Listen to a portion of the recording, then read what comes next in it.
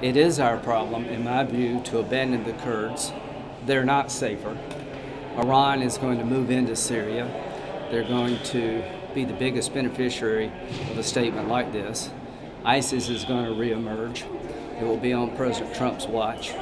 If he continues down this way of thinking, then Syria becomes his Iraq and then some. What Turkey did was outrageous.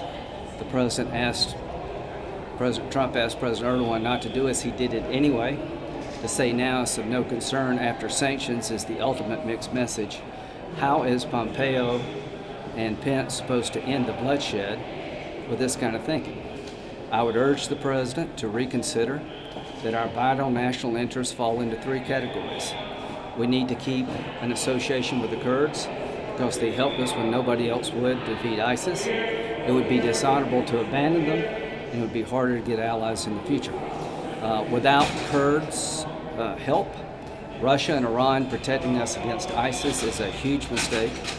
ISIS is the biggest beneficiary of this decision because the Kurds can't fight Turkey and deal with the ISIS problem. From an Israeli point of view, what we're setting in motion is a real nightmare. They've got a problem in Gaza, they've got a problem with the West Bank, they've got a problem with Lebanon. Now they're going to have a major problem in Syria. So I hope President Trump is right, but I do not believe it to be so. This decision and line of thinking is against all sound military advice. No one in his national security team believes that Turkey's invasion of Syria is of no consequence to us. So this is the president exercising his judgment in a way that I think is out of line with the advice he's been given.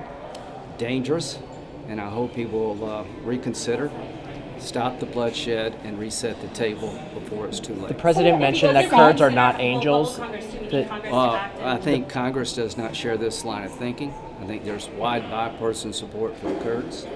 To suggest the Kurds are safer is really delusional.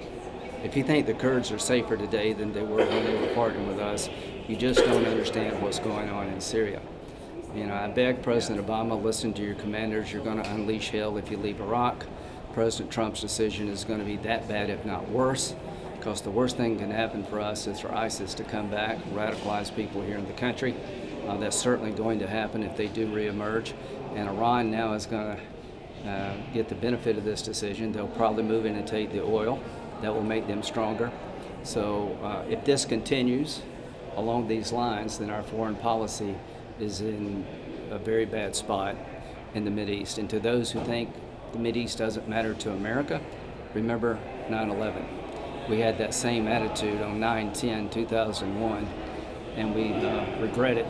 And after 9/11, to believe that actions in the Mideast are of no consequence to the United States really is not understanding the nature of the war. Radical Islam is not tired of fighting us, even though you may be tired of fighting them. And Russia and Iran are not our friends. They will not protect American interest. The Kurds are our friends. They've been abandoned. Senator, don't you have a personal